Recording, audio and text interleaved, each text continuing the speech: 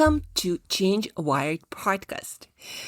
The podcast where we explore what it takes to lead and grow and unlock more of our personal and collective potential for more positive impact in the world that's constantly evolving.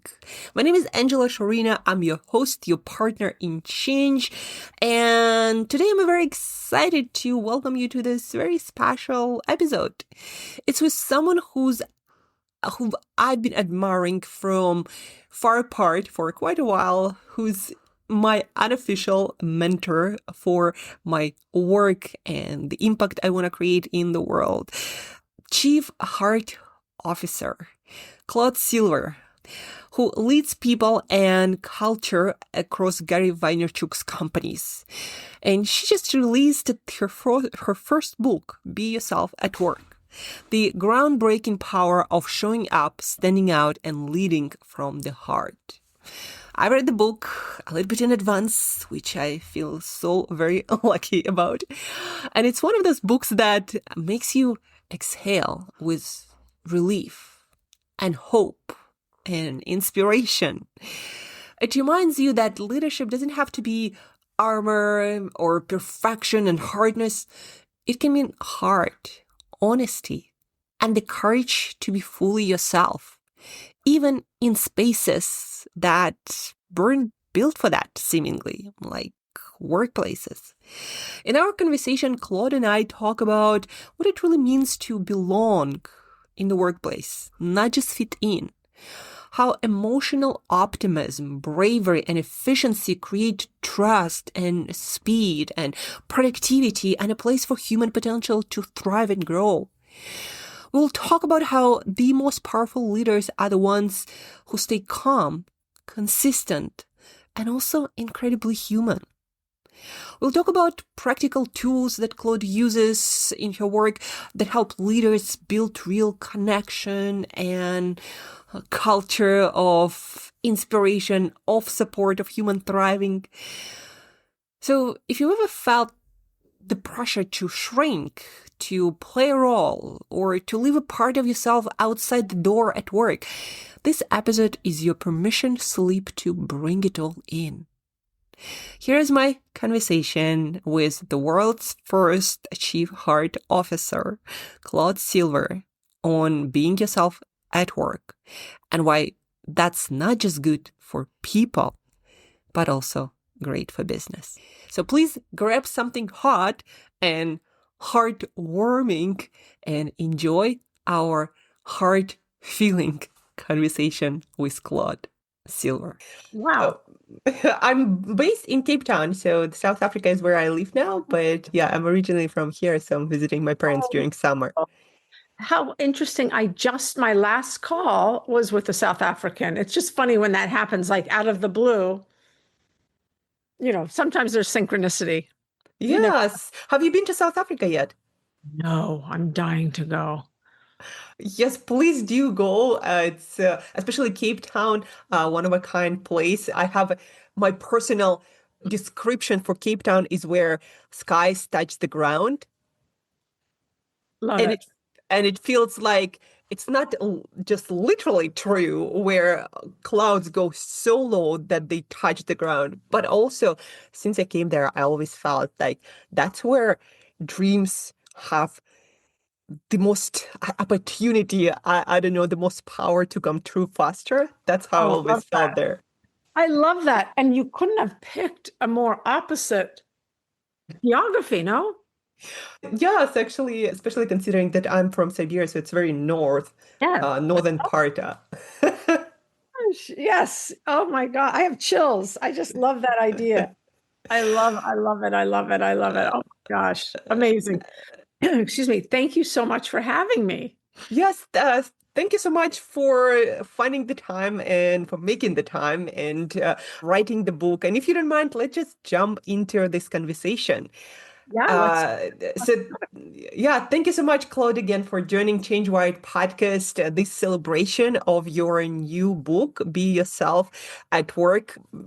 I just finished it a day ago, and I don't know, it just gave me so much optimism and inside happiness. I'm just glad that this book exists, and I feel like that what represents the where leadership is going, and I just feel like I'm so happy this is where it's going. Oh, thank you. Thank you. Thank you. You got the message then.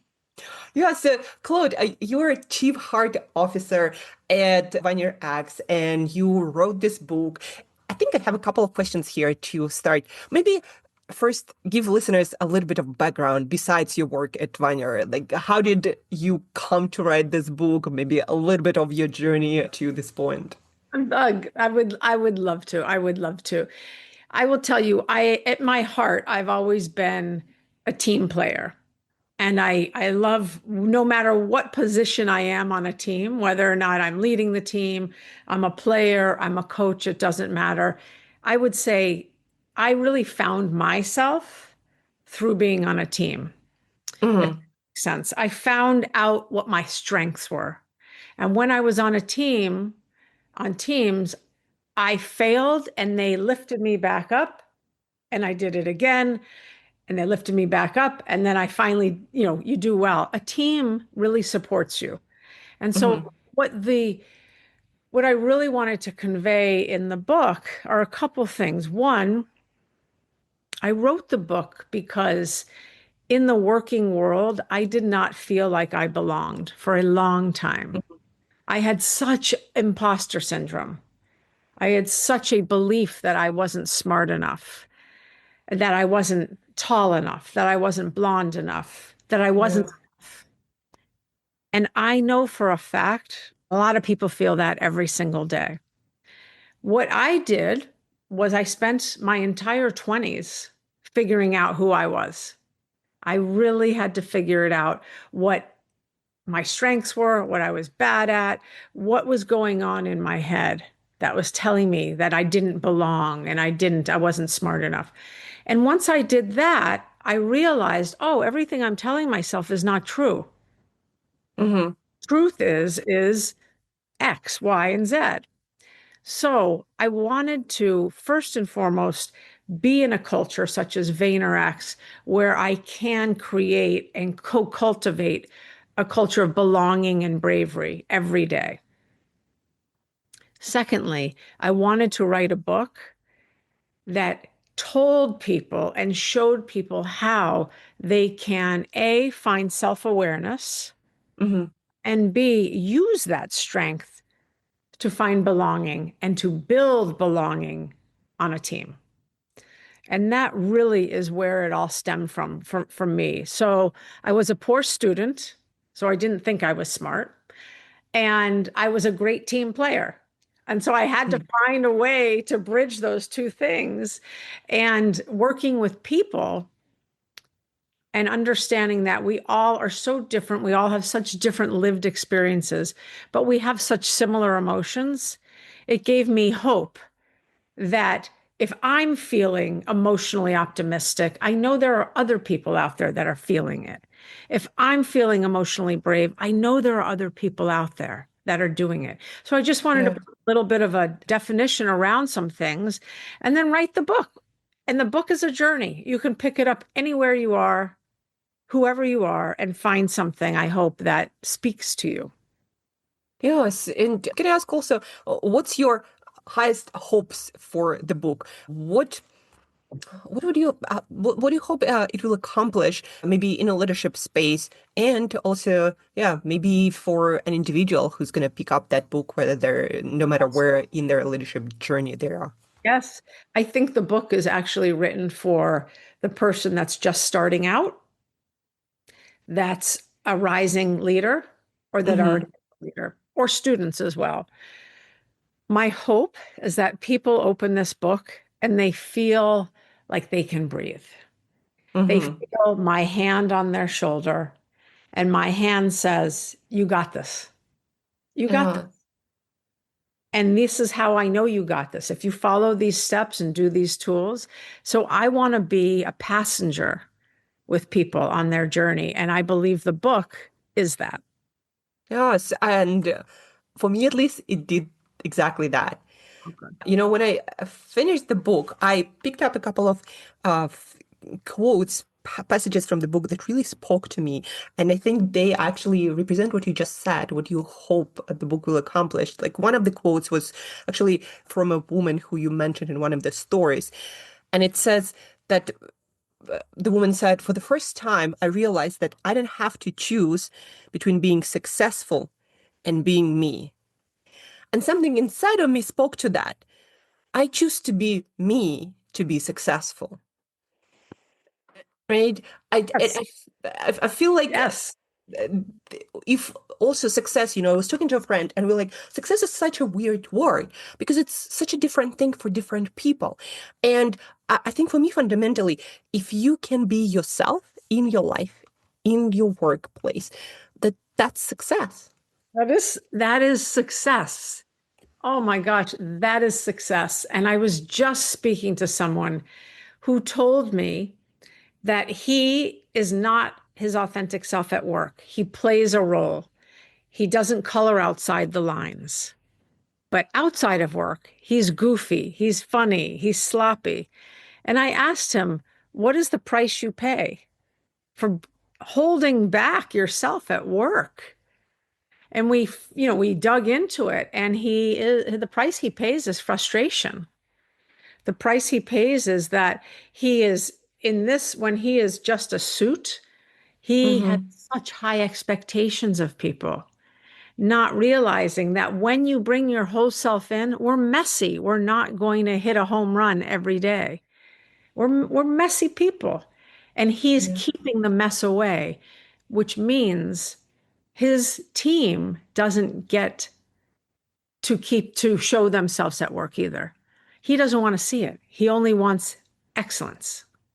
Yes. And that's unreasonable. And also for me personally, like excellence is such a weird thing as like success to define. How do we know before it happens that it is excellence? Because excellence, if you only have one hard definition, it's the past. So you Yeah. basically don't give the future that can evolve any space. And in your book, you make the case actually that allowing people to show up as themselves is good, not just for people, but also for business. Right? Yes.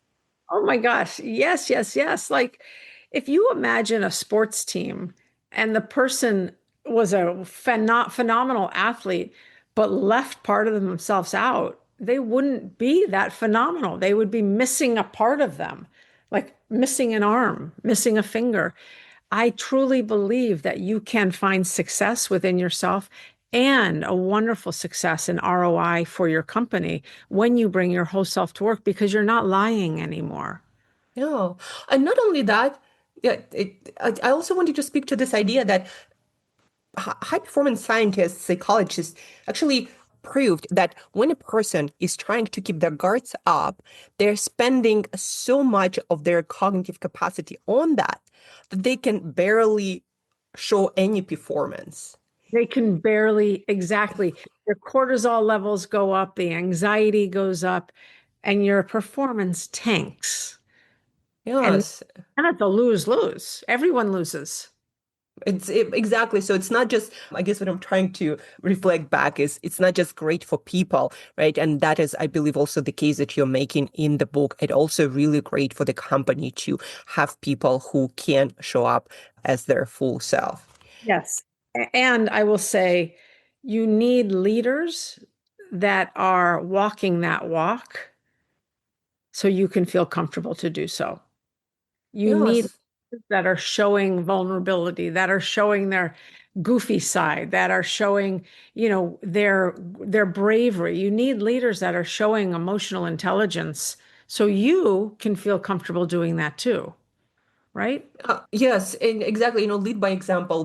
When a leader shows up a certain way, it silently tells us like this is the way, or at least this is what is to model, right? And we, being social creatures, we can't help ourselves but model what we see in our leadership. So, Exactly. speaking about emotional intelligence, in the book, you actually have three emotional pillars, I believe you call them: emotional bravery, optimism and efficiency. And can you expand on what they mean, how you define them, and how people can exercise them in the workplace? Yes, yes, of course. I call them the three E's, and I believe they're always happening. Always. It's a flywheel, right? It's not linear, of course.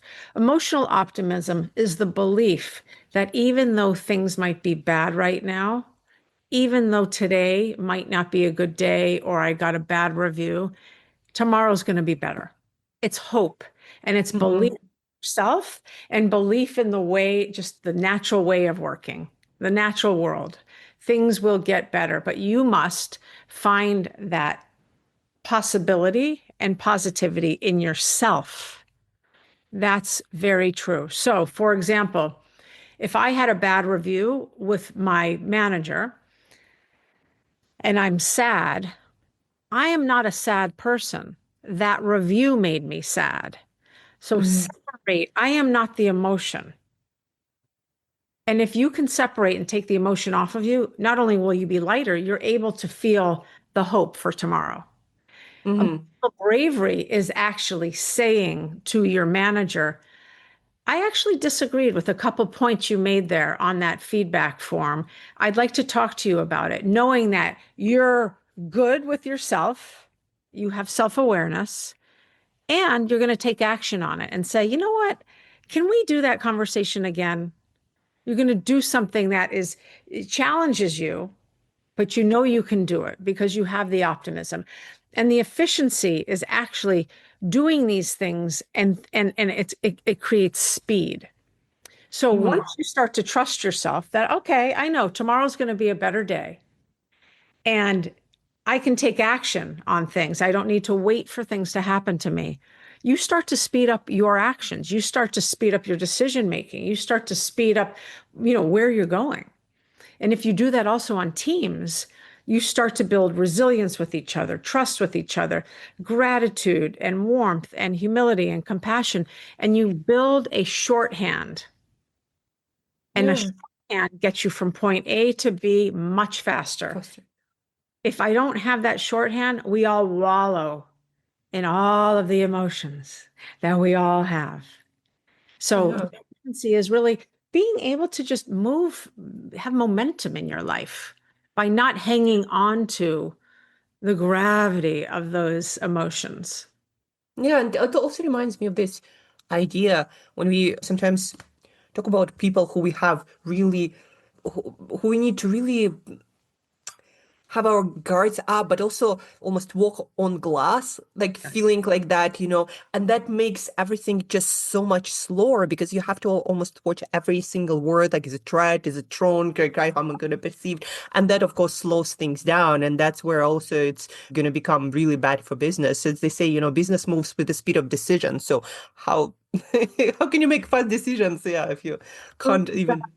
If you're so cautious all the time looking behind your back, you're going to be like a slug. Yeah. Yes, and that's why again back to this idea that it's not just good for people, it's amazing for business. And I actually read, I think it was maybe a year ago, so somewhere in neuroscience, they did this study on optimistic people and people who are not that optimistic. And they noticed that people procrastinate less when they're more optimistic. And I thought to myself, that's probably when you think the future is bright, you want to do more. Whereas if you think it's going to be doom and gloom, so why bother? Yes, exactly. So that's, Exactly. When you are an optimist, you see possibility. You see open doors. If I'm a pessimist, I don't see any open doors. They're not open, and I might be a victim. yes, and then yeah, the question in your mind like, why do any work or why show up fully if things will not work out anyhow? And Exactly. that's such an amazing concept. It just and I think a lot of your work is around emotional bravery and resilience and optimism. I think the next thing where I want to jump to is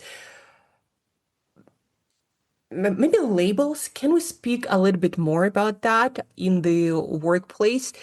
And you had this sort of fun phrase that labels are for cans.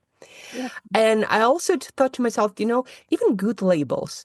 they're just so limiting. Like once you sort of put yourself in the box, then you have to stay in that box and limiting your growth and your evolvement, you're evolving in the next version. So could you speak to that, like how, why it is important to not have that many labels, and maybe also how to shape them as Yes, you need to? yeah. And I also think it's okay to have many labels as long as there's fluidity there. You know, not every day am I going to be the most optimistic. I change. Not every day am I going to feel like going to work and, yeah, I'm a human being. But fundamentally, I say the chapter is called Labels Are for Soup Cans. And what that means is once a label, to your point, is stuck on a can, that's just what you call it, tomato soup. It's tomato soup. It can't be anything else, just like you said. Once you're in the box, you cannot come out unless you open the box. And I think they can be very dangerous because they're limiting. There's no growth within a label. You cannot grow. You are a soup can. You cannot be anything else. You are a low performer. You cannot be anything else. That's already how they see you. You know, you are not smart. That's already how they see you. And so these labels really can do an injustice to ourselves. And so you finding the self-awareness within yourself to understand who you are. You get to define who you are. You do. No one else. They can say what they want, but you know who you are. And that is the most important thing. But that takes some time, getting to know who you are, getting to know what makes you tick, getting to know Hmm. what makes you sad, getting to know, how you get out of a bad mood, all of these things, because we're multifaceted. We're not just one thing. And so spending enough time with yourself, figuring out your feelings, all of these things, which it's a lifelong journey. Yeah. It's what gets you out of the label. So when someone says to you, you're not the right fit, you can ask them, what do you mean I'm not the right fit? Can you explain that? Well, you're not this, this, this. Yes, but I am this, this, and many other things. The point of that is don't let other people define you. Hmm. Define yourself. No, can you maybe share some practices that worked for you or worked for people that you leading and coach? Some practices that will help people to develop more of self-awareness and more of understanding of who they actually are. Yes, of course. One of the ones that I talk about in the book is called the lie exercise, LIE. Hmm.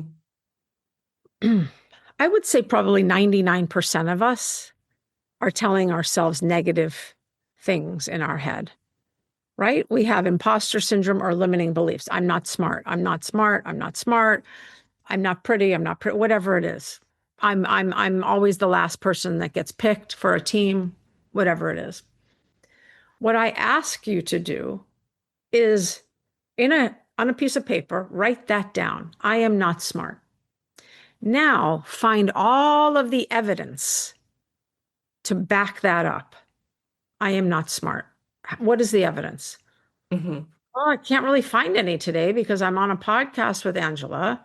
I work for Gary Vaynerchuk. I've been there for 11 years. Okay, I have evidence that that's wrong. So what then is the truth? The truth is I think in different ways. My intelligence comes out in a myriad of different ways. That makes me happy to say that. It's because but basically I need to then take that new sentence and put it into my head. No, Hmm. my intelligence comes out in different ways. That, look at the smile on my face, rather than saying, I am dumb, I am dumb, I am dumb. When you say, yes, this is okay, I accept me. So that's one of the biggest ways. And I spell that out in the book, and it's a great Hmm. exercise to do. The other thing to do is to really ask yourself, when do you feel happy? When do you feel scared? When do you feel anxious? When do you feel joy? And write some of those down so you can start to see. I feel happy when the sun is shining. I feel happy when my daughters are climbing all over me. I feel sad when my friends are sick. Under Mm-hmm. start to understand your feelings, your emotions. No one else can do that for you, but you have to take the time to do that. You can go, you could take 5 minutes, you can take 5 years. It doesn't really matter. But making time for yourself is the most important thing, and that's self-compassion. Mm-hmm. In order to find self-awareness, you must be kinder to yourself. You must be. And that, by the way, is not easy for any of us. It really isn't. We're Yeah. always going to find fault with something. And some things we can let go, and some things we really have to work through. Yeah, it's a couple of things here. I think just spending time on reflecting on, as you mentioned, like what makes you feel certain emotions, what makes you tick, what makes you hate things, and that's where you also how you discover your values, right? And one by one, also find your boundaries. And and I think, to that point about the lie exercise, I feel like there, for me at least, I would caution myself, stick to real facts, meaning I can find a lot of Yeah. proofs that I'm not this or that or whatever, but what if those are actual truths that I experience and see in the world? Yeah. So look at the evidence. Are you really not smart? Really? Like really look at that. And then, what I can say is, there's tons of things I can say that probably are true, but when it comes down to it, yes, I am smart and I do make time for my family and all of those things. You have to find what is truthful, what is a lie. Yes, and also what is the truth, the lie that maybe is important to you. Back to this idea, of success. Yeah, somebody might say you're not successful because of X, and they might be right if you accept their definition, but they're probably wrong if you don't accept their definitions. Right. So what is a definition? A label. Yes, like That- yes. That's exactly. So yes, and back to labels. So shifting the label, I guess, starts with self-awareness and then understanding that you actually don't have labels, but more the qualities of yourself, which are developing and changing and shifting. F- And maybe workplace practice, right? If somebody isn't in a situation where they have a label, right? Or maybe they have a certain either reputation or something that people put on them already, maybe because of their actions as well. Like, what are some ways that people can start shifting that? When someone has a label of Yeah. you, yeah, Yes. you basically need to identify that and see that you're stuck. You're stuck because they see this. And then in the workplace, you need to find the proof to show them. If this is your Hmm. manager, and your manager says, you're not a fit for this team, okay, ask them why. Hmm. You're not this. So maybe they're not seeing the real you. Maybe they're not seeing how you do add to the team, how your values do match to the team vision. You have every right to say, thank you for that. Actually, I'd like to come back to you tomorrow because I think we're misaligned here. I think Hmm. you see me in one way and I see me in the other way. And there's the truth in the middle. Yeah. One of the things I do talk about in the book is you are the CEO of you. I'm in charge of me, not Angela. Angela's in charge of Angela.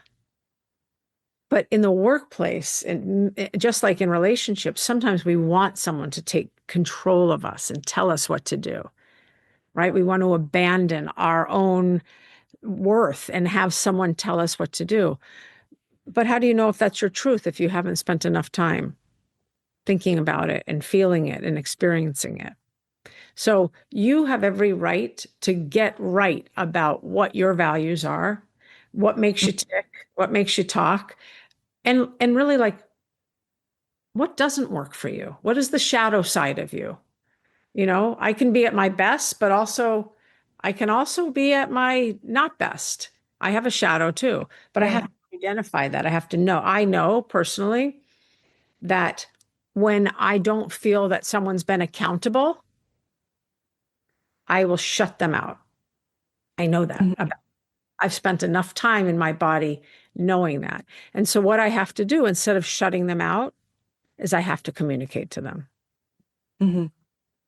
And that's not Yeah. always Yeah, and that I guess comes back to that emotional bravery that you also have to communicate that, this is the label that I don't agree with, and I don't agree with it because of that. And it takes courage and bravery.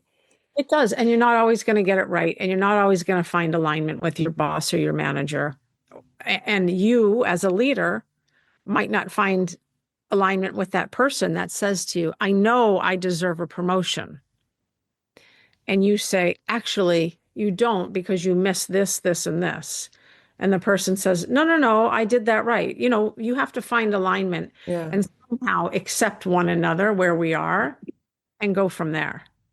Yeah, and also I love the what you mentioned about the shadow side that we all have, in different roles that we have. It's whenever you show up with your talents as your strengths, you also have that shadow side, and I think also all of us need to own that as well and know that yes, be yourself, but it doesn't mean that just do whatever, and everyone should be fine with that. Exactly. So I invite people to bring their emotions into the workplace, but I also ask them to know how to regulate their emotions so you don't spill everywhere. No one wants to be around someone that's spilling, Yeah. sharing too much, all of this stuff. So that's the deal. Of course you can bring your emotions into the workplace, but really be mindful of how much you're sharing Yeah. those.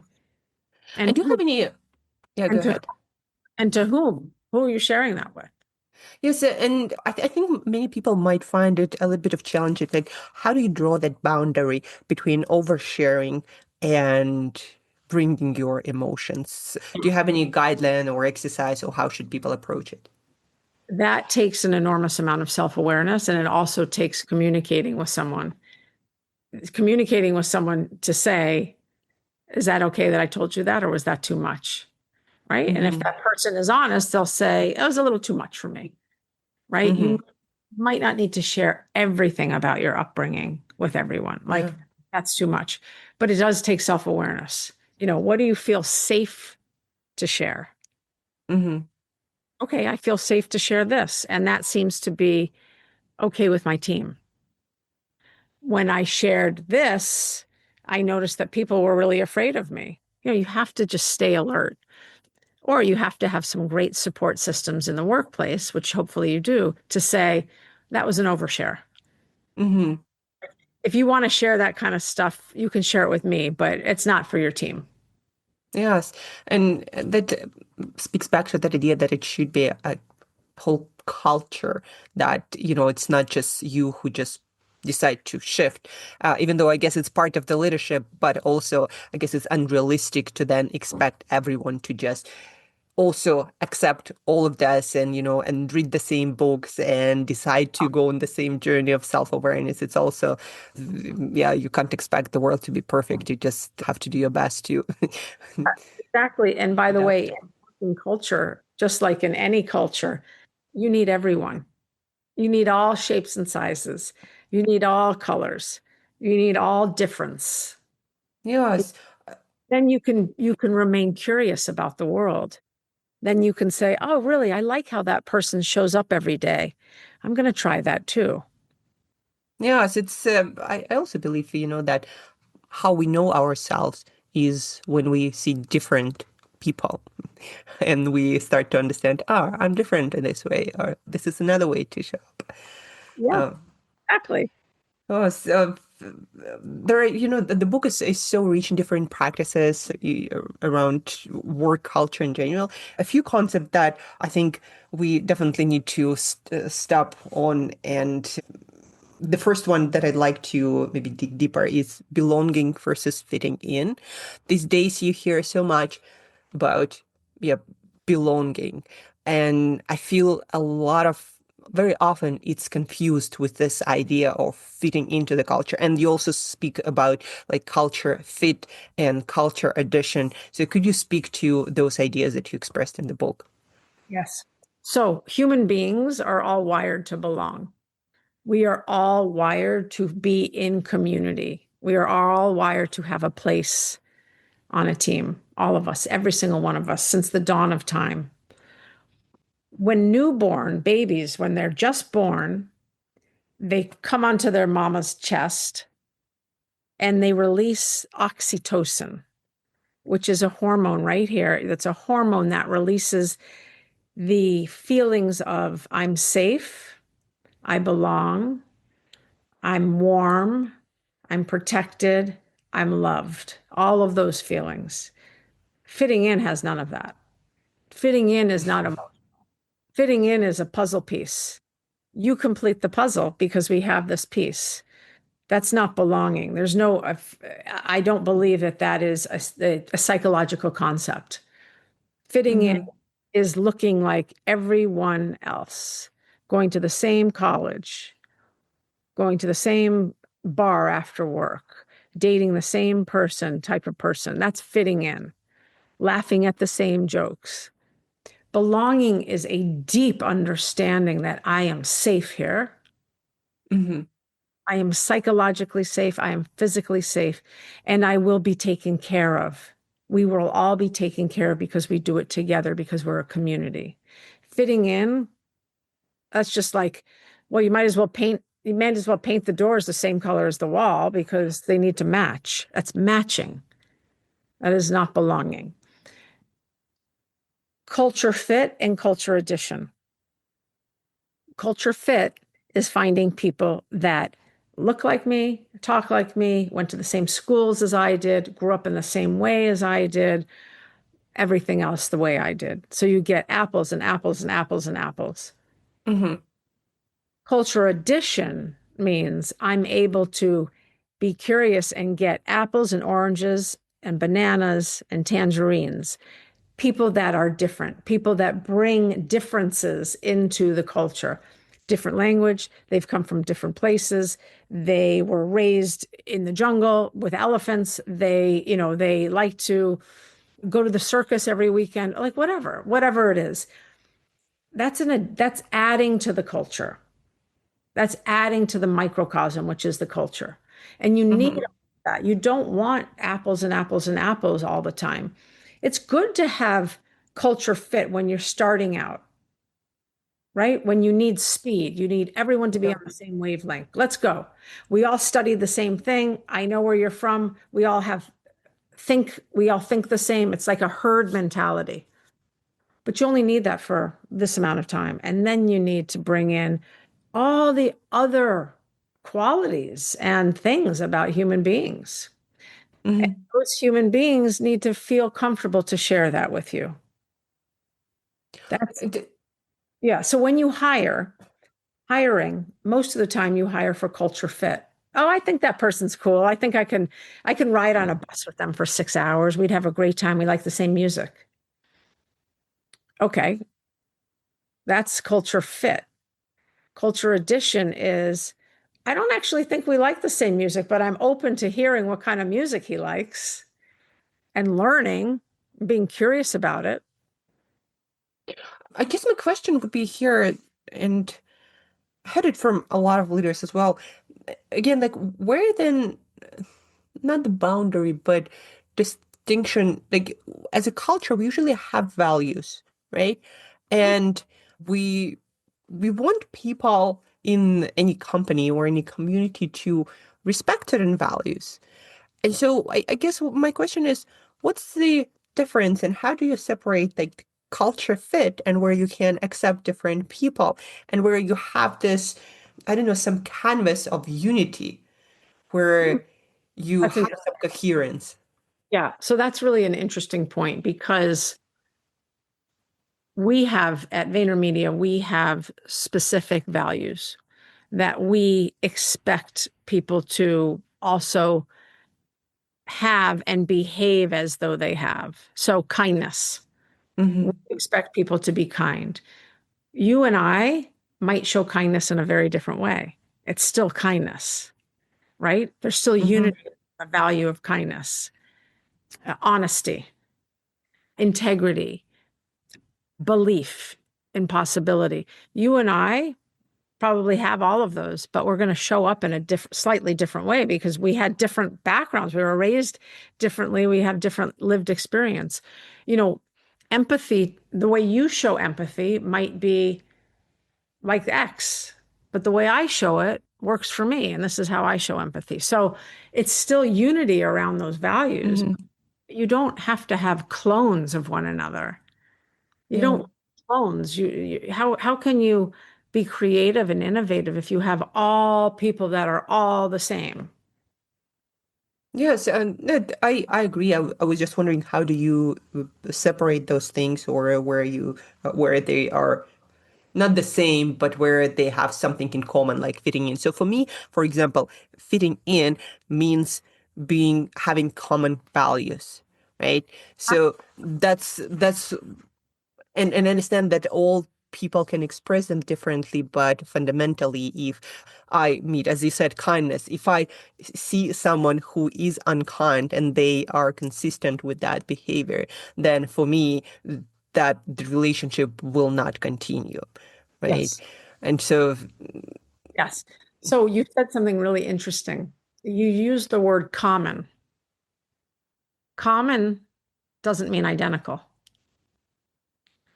You yourself said, for me, fitting in is people that have common values. yeah.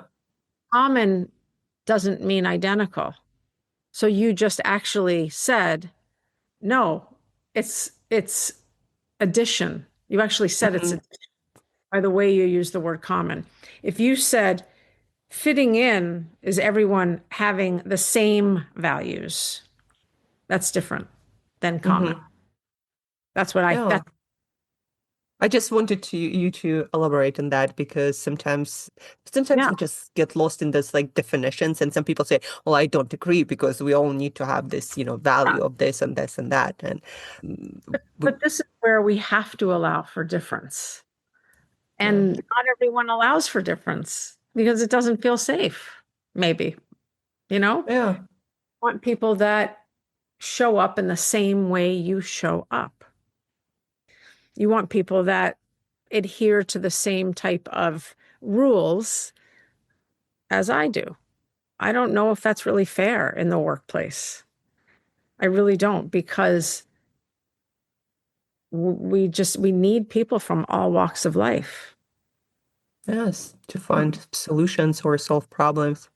Yes, yes. So while I say yes, I understand the naysayer, I understand what they're saying. I don't know how you have innovation and creativity when you have people that are all the same. I don't know how you grow. Yeah. Mm, I agree. I think it's also very true on a personal level that if you don't explore different aspects of self, then where are you gonna grow? Just gonna run in circles, right? Right. That's why traveling is so important. That's why going to different cultures is so important. Going to other people's homes is so important. Listening to people's language is so important. So you get to see that not everyone is like you, and that's fantastic. Yes, it's one of the No, I think most valuable things that I learned while traveling is that people are different. Like the way we define, normal or happiness or what's important, like it's so different in every part of the world. that's exactly right. What do people care about in Istanbul? Is it the same thing they care about in New York City? I doubt it. I doubt it for a number, right? Yes. No, Um, when I think I, about that, it's even hard to compare. fascinating though, isn't it? I think it's when you think about human beings and the way we behave, it's I'm so curious about it. Yes.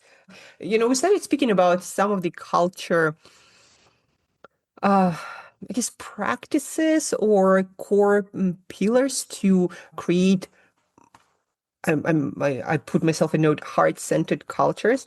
There were three that you mentioned in the book. Could you also speak to the other two? The first one was about culture addition, not culture fit. And two others were about retaining top talent. And I think that was the third one. I don't remember what it was. So we talked about the culture fit and culture. Yes.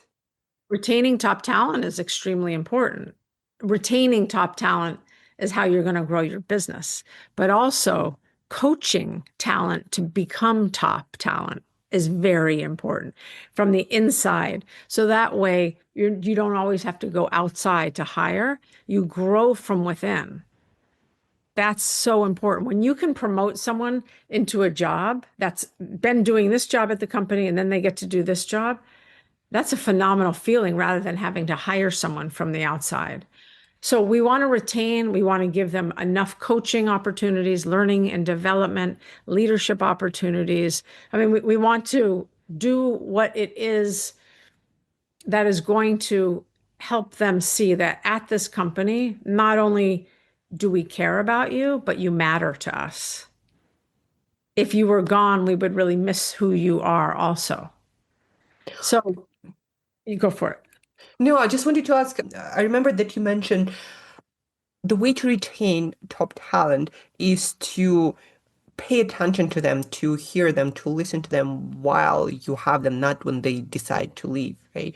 And the question was, the question was, what are some practices that you found work really well when you have, talented people, great people who can bring a lot to work, like in terms of performance, or their genius in general? Like, how do you keep those people? How do you create that environment where they can flourish and they want to stay? Yeah. So opportunity, right? They need opportunity. They need what I would say is at bats. So they need to try different things and move out of their comfort zone so they can grow. They definitely need to be around other top talent or other leaders that oh yeah, I love the way that leader leads. I really want to have a mentorship relationship with them. What I meant about, it's too late when they send in their resignation notice. One of the things that I put in place is what I call a stay interview rather than an exit interview. A stay interview gives me and everyone else an idea of, is this person getting what we said they would get here? Equal opportunity, at bats, growth. Are they being challenged? Do they have a mentor, or is there someone that they can, sync with? I want to know all of that well before they decide to leave. You also want to give them, acts of spontaneity and surprise and delight. Like, these are people you want to keep.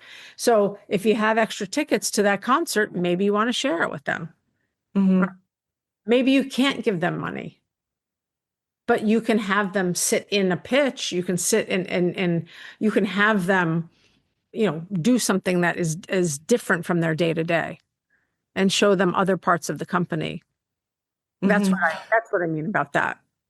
And did you notice or know of some practices that are a no-no for if a company wants to attract and retain top talent? What are maybe some mistakes that when you see them, you're like, that is just, this is so not right. Only hiring white people, right? Only hiring people that look like me and you, or maybe just me without an accent. A huge oopsie. That's a huge mistake, right? Firing people, terminating people too quickly without giving them enough coaching or opportunity to grow. You know, Hmm. that's another one. I would say, having the perception of being a boys' club or a girls' club, right? Hmm. Perception from the outside world that, oh, well, you just hire dudes. Well, maybe you need to look at that. Do you hire just dudes? Do you just promote dudes? What is it? Do you hire from minority populations? So a lot of the no-nos are around DE&I, a Hmm. lot, right? Because it is so easy and we are so susceptible to being and staying around people who are like us. We are comfortable. Very, very, very comfortable in that. So that's pretty much one of the, I would say the biggest no-nos. Hmm. You Yes, know, and also when you were talking about how to retain top talent, I heard a lot about growth. I heard a lot about opportunity and challenging and giving them, yeah, space to express their creativity. I didn't hear a lot about, you need to give them bonuses and etc. Where I know that it's important, to make a good living for the work that you do. But I'm glad that you also found that it's not a defining factor in how to keep the best people. no, that's like cheap and cheerful, and not everyone has the luxury of that.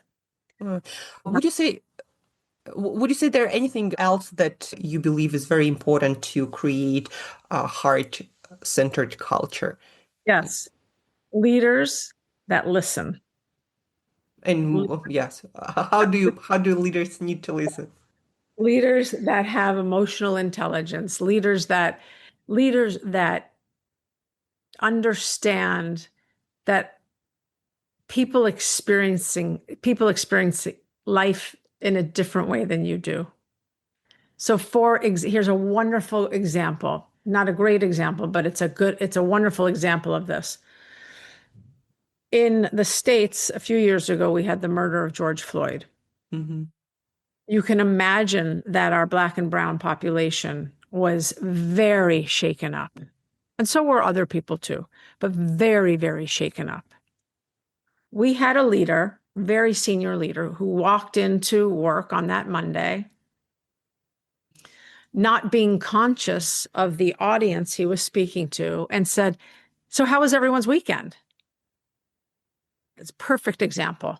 Instead of looking around and saying, I bet this was a hard weekend for some of you. Just acknowledging that people need different things. Yeah. That's one example right there. So it's an extreme example, but of being conscious. And also, how do you listen? I'm listening because I'm curious about you. I'm listening not because I want to interrupt you, not because you don't have something valid to say. So active listening means really leaning in, showing you the body language that I'm here, I'm present, I'm not looking at my phone, right? I'm not pressed for time. I can do this. I allotted enough time for this, and we can do this together. And then doing something. So I say all the time, people need people. People need people that listen and then do something. If you're a leader, your task is to then do something. Give them an Hmm. opportunity. Introduce them to someone over there so they can learn about that practice over there. You know, show them leadership skills. Give them a podcast to listen to, give them an exercise, a challenge. Like, our role as leaders is we work for them, they don't work for us. And we have that backwards. We really Yeah. backwards. I believe in corporate America, whereas, you know, we call people superiors. It drives me nuts. Yes. Leaders are there to, as you in the book, I think you mentioned it many times, is to bring the best out of people who actually do the work and deliver all the products and services and all the greatness that the company then creates in the world, right? And Yeah. I mean, easy things for leaders to do. Appreciate them.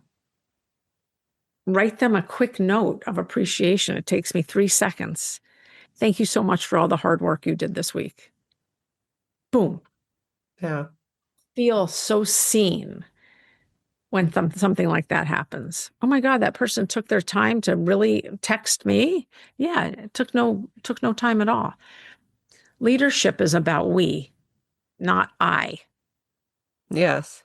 We. I remember waking up one night and for whichever reason this thought came to me, leadership is when you start thinking beyond yourself. Exactly. Exactly. And actually, that's a wonderful marker. When you know that you are now able to think about others and put their needs really first, quite frankly, you're ready. Yes. Leadership, yeah, is about others, not about. yourself. Me, Um, just all day. No. Yeah. One of the last things, because I do want to respect your time, even though you said you have plenty of, you have important things to do. One of the things that I wanted you to also speak to is running on calm, Running on. which, yes, it was the first time that I heard it expressed this way. And I feel like it's so important because when you are a leader, you are there to face the most challenges, right? That's your one of the jobs as a leader to face those challenges and then still somehow be calm and help others to get through this well. Yeah, so yeah, to speak please to this concept. As a leader, even if we're in the most challenging situations, you want me to be calm. If I get anxious, you're going to get anxious. If I show fear and, start to go crazy, you're going to go crazy. You're going to freak out. You're not going to feel safe. A leader is there to walk you through the fire, show you how to get through the fire. But I believe that a calm confidence is what is needed. That doesn't mean you're not excited, excitable, but you're not erratic. You're Mhm. consistent. You show up consistently. When this happens or when this happens, you show up as the consistent person you are. People need consistency in order to trust. They really, really do. They cannot trust a person that is here one day, this the other day, this the other day. And so the the point here is, how do you, leader, find calm within yourself? Do you go and close your eyes for 5 minutes and do box breathing? Do you put your feet on the floor? Do you listen to your favorite music? What do you do? Mhm. And I believe as a leader, you need to know that. And that, of Yeah. course, is called self-awareness again. Yeah. It's like, it's not, I don't want to say it's common sense, but I don't believe it's rocket science. I believe that this is what all the psychologists that have come before us are talking about.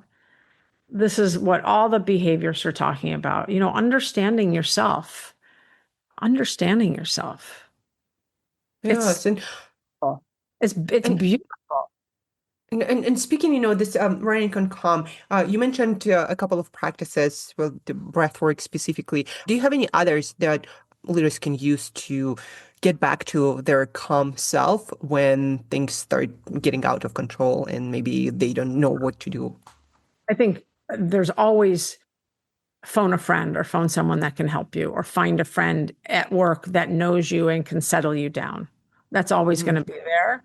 I think definitely doing some grounding exercises, and maybe that is some kind of imagery that you think of. Maybe you put Hmm. on some nice mellow music, but imagery that, for example, one of the things that I used to use when I would close my eyes is this image of I'm a huge tree, and I have roots, and I'm grounded and I'm safe, and I'm expansive. Those types of things.